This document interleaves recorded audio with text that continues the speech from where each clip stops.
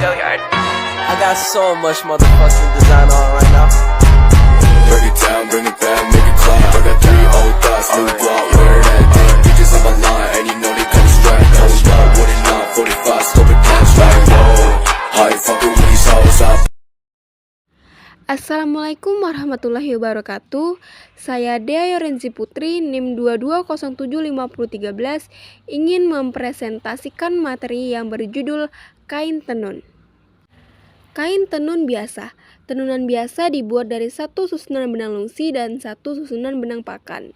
Nah, beberapa contoh bahan kain yang ditenun dengan prinsip tenunan biasa yaitu antara lain berupa kain poplin, berkolin, drill, kain gabardin, satinet, dan kain satin. Kain tenun biasa dipakai untuk pakaian sehari-hari sebagai busana adat, kostum tarian, bentuk barang penghargaan dan penghormatan alam perkawinan. Nah, jadi intinya itu kain tenun biasa itu dibuat dari satu susunan benang lusi dan satu susunan benang pakan, dimana biasa dipakai untuk pakaian sehari-hari dan sebagai busana adat dan lain-lainnya. Nah, di dalam desain anyaman dasar terdiri dari 3 kelompok. Yang pertama anyaman dasar polos, anyaman dasar caper atau twill, dan anyaman dasar satin. Yang pertama anyaman dasar polos. Nama lainnya yang biasa digunakan adalah anyaman belacu, plat, tabi, taffeta, dan plain wave. Kain polos dari wol biasanya disebut kain laken, dari linen dan sutra disebut taf atau taffeta, sedangkan dari kapal disebut kain belacu, kain kafan, kain mori, dan lain-lainnya. Nah, jenis kain tadi dibedakan sesuai jenis kainnya. Berikut contoh dari anyaman polos. Nah, ciri-ciri dan karakteristik anyaman polos yaitu anyaman polos merupakan anyaman yang paling sederhana, paling tertua, dan paling banyak disukai. Jalannya benang lusi dan benang pakan paling sederhana yaitu satu naik dan satu turun. Ulangan rapot ke arah horizontal atau lebar kain atau arah pakan diulangi sesudah 2 helai lusi, sedangkan ke arah vertikal atau panjang kain atau ke arah lusi diulangi sesudah 2 helai pakan. Anyaman ini memiliki jumlah silangan paling banyak di antara jenis anyaman lainnya. Jika faktor-faktor yang lain sama, maka anyaman polos merupakan kain yang paling kuat dari anyaman lain dan letak benang lebih teguh atau tidak mudah berubah tempat. Nah, apa sih ciri-ciri dan karakteristik anyaman polos? Nah, yang pertama, anyaman polos paling sering dikombinasikan dengan faktor-faktor konstruksi yang lain dari jenis anyaman lain. Nah, artinya di sini anyaman polos itu paling sering dikombinasikan dengan jenis anyaman lainnya. Yang kedua, tetel lusi dan tetel pakan pada anyaman polos mempunyai perpencaran rank yang lebih besar daripada anyaman lain, yaitu 4 helai per cm sampai 80 helai per cm atau 10 helai per inci sampai 200 helai per inci. Yang ketiga, demikian pula perpencaran berat kain adalah lebih besar daripada anyaman yang lain, yaitu 8,5 mg atau cm kuadrat sampai 4 mg. Kemudian anyaman polos lebih sesuai atau mampu untuk diberi rupa yang lain dengan jalan mengadakan desain muka lainnya. Kemudian banyak gun yang digunakan minimum 2 gun, tetapi untuk tetel lusi yang tinggi digunakan 4 gun atau lebih. Anyaman polos banyak dipakai untuk kain dengan konstruksi sedang. Jenis kain ini misalnya kain yang akan dicap atau diprint. Anyaman polos untuk kain padat biasanya menggunakan benang pakan yang lebih besar atau kasar. Yang kedua, anyaman dasar caper atau twill. Nama lain dari anyaman caper yaitu yang pertama twill yang berasal dari USA, yang kedua drill yang berasal dari Inggris, yang ketiga copper yang berasal dari Jerman, dan yang keempat caper yang berasal dari Belanda. Contoh desain dari anyaman caper. Nah, ciri-ciri dan karakteristik dari anyaman caper yaitu anyaman caper merupakan anyaman dasar kedua. Pada permukaan kain terlintas garis miring atau rib miring yang tidak terputus-putus. Jika arah garis miring berjalan dari kanan bawah ke kiri atau disebut caper kiri, sedangkan jika garis miring yang dibentuk oleh benang pakan disebut efek pakan atau caper pakan. Besarnya sudut miring dapat dirubah tergantung dari tetel dan angka loncat. Di antaranya ialah sudut 20 derajat, 27 derajat, 45 derajat, 63 derajat, dan 72 derajat. Kenampakan kain pada permukaan atas dan bawah berlainan jika rapot terkecil dari anyaman keper sama dengan 3 helai lusi dan 3 helai pakan disebut keper 3 gun. Ciri-ciri dan karakteristik anyaman keper biasa disebut dan diberi nama menurut banyaknya gun minimum, misalnya keper 3 gun. Nah, anyaman keper ini biasanya dibuat dalam konstruksi padat. Nah, berikut rumus dan keterangan dari anyaman keper.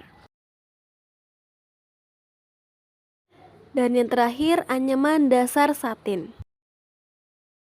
Titik temu antara benang lusi dan pakan dibuat sedikit mungkin sehingga seolah-olah hanya benang lusi saja atau benang pakan saja yang mengapung di atas permukaan kain.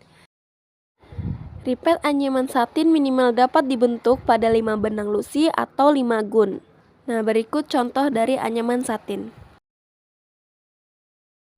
Nah, nama-nama lain yang biasanya digunakan yaitu yang pertama satin. Nah, istilah ini umumnya untuk kapas dalam anyaman satin 5 gun atau 8 gun. Yang kedua, satinet. Nah, istilah yang dipakai untuk kain imitasi, misalnya sutra dari bahan katun yang dimercer. Yang ketiga, satin. Nah, istilah umum ini yang dipakai pada kain satin yang dibuatnya dari sutra filamen atau benang sintesis filamen. Nah, kemudian satinet dibuat dari benang lusi kapas dan benang pakan dari wool. Dan yang terakhir, satin design dibuat dari benang sutra alam dengan tebal sedang. Nah, sebenarnya istilah satin berasal dari tata setting suatu tempat di Republik Rakyat Cina. Nah, apa sih ciri-ciri dan karakteristik anyaman satin? Nah, yang pertama, anyaman satin itu adalah anyaman dasar ketiga. Anyaman satin hanya menonjolkan salah satu yaitu efek lusi atau pakan pada permukaan kain. Nah, dari anyaman satin itu hanya menonjolkan salah satu yaitu efek lusi pakan pada permukaan kain. Kemudian pada kain satin lusi, tetel lusi lebih besar daripada tetel pakan. Kemudian dalam satu rapot anyaman banyak benang lusi sama dengan banyaknya benang pakan. Sedangkan pada satin pakan, tetel pakan lebih besar daripada tetel lusi. Kemudian pada kain dengan anyaman satin tidak tampak jelas atau menonjol suatu garis seperti pada anyaman keper. Kemudian pada umumnya digunakan tetel tinggi pada lusi atau pakan sehingga kainnya tampak padat. Dengan tetel lusi tinggi pada pakan atau lusi dan dengan menggunakan benang yang arah antihan atau gintirannya bersamaan dengan arah garis miring pada anyaman satin, maka permukaan kain akan tampak rata, licin, mengkilat, dan padat. Kemudian untuk kain dengan konstruksi padat, anyaman satin lebih sesuai daripada anyaman keper. Kombinasi dari faktor konstruksi kain lebih sedikit digunakan dalam anyaman satin daripada dalam anyaman keper. Dan yang terakhir, titik silang pada anyaman satin letaknya tersebar tidak bersinggungan satu sama lain. Nah, syarat angka loncat pada anyaman satin yaitu besarnya angka loncat selalu lebih besar daripada 1 dan lebih kecil daripada jumlah gun yang digunakan atau jumlah benang lusi atau pakan dalam satu rapot, atau bisa juga dikatakan angka loncat tidak sama dengan 1 dan tidak sama dengan jumlah benang lusi atau pakan. Nah, kesimpulan dari angka loncat pada anyaman satin adalah B tidak boleh habis dibagi V, B dan V tidak boleh habis dibagi oleh suatu angka yang sama. Desain anyaman variasi terdiri dari 6 kelompok. Yang pertama anyaman dobi, leno, herringbone, jacquard, keranjang, dan tapestri atau permata. Yang pertama kita masuk anyaman dobi. Anyaman dobi merupakan variasi tenunan polos yang menghasilkan sebuah motif dengan desain atau pola geometris. Jenis tenunan ini dibuat dengan bantuan kartu dobi yang berfungsi mengatur jalannya benang lusi. Nah, mesin akan mengangkat benang lusi sesuai pola pada kartu dobi sehingga terciptalah motif-motif unik di permukaan kainnya. Nah, kain dengan anyaman dobi umumnya digunakan untuk berbagai produk fashion dan home decor, seperti batik, gamis, baju koko, gorden, taplak meja, dan masih banyak lagi. Nah, beberapa jenis produk yang dihasilkan dari anyaman dobi yaitu kain dobi rayon viskos, dobi katun, katun viskos, voile dobi polyester, dobi tisi, kain sutra, ATBM, dobi, dan sebagainya. Yang kedua, anyaman leno. Anyaman leno merupakan proses penggunaan dua helai benang lusi yang saling berdekatan satu sama lain, kemudian dipelintir di atas benang pakan untuk menghasilkan kain yang tipis namun memiliki struktur yang lebih kuat. Nah, benang lusi pada tenunan leno dipasangkan dengan benang kerangka, sedangkan benang pakan akan dipilin untuk menghasilkan kain yang lebih tahan lama.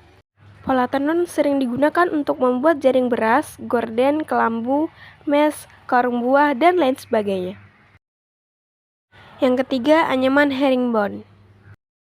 Nama herringbone sendiri merupakan istilah dalam bahasa Inggris herring yang berarti ikan hiring dan bone yang berarti tulang. Jadi tenunan herringbone ini merupakan jenis pola tenun yang menghasilkan motif kolom dengan arah condong yang berlawanan seperti tulang ikan hiring. Tenunan herringbone biasanya digunakan untuk membuat pakaian olahraga, jas, dan tuxedo. Untuk jenis anyaman ini, bahan kain mempunyai koleksi kain herringbone poly dan kain herringbone tisi dengan detail motif yang sangat unik. Yang keempat, anyaman jacquard. Jenis anyaman satu ini hanya bisa kita dapatkan dengan penggunaan alat tenun khusus yaitu mesin jacquard. Kain yang dihasilkan dari penggunaan mesin ini memiliki warna dan motif yang jauh lebih kompleks dan mendetail, tidak seperti jenis kain lainnya. Bahan yang digunakan dalam anyaman jacquard ini cukup beragam, mulai dari benang sutra, katun, dan motif yang hingga tercipta linen. dari teknik ini bersifat permanen dan tidak mudah rusak karena struktur anyamannya yang sangat padat. Kain jacquard sering digunakan untuk membuat gorden, gaun, kemeja, blazer, celana, dan sweater. Yang kelima, anyaman keranjang merupakan jenis variasi tenunan polos yang pada sekali persilangannya menggunakan lebih dari satu benang.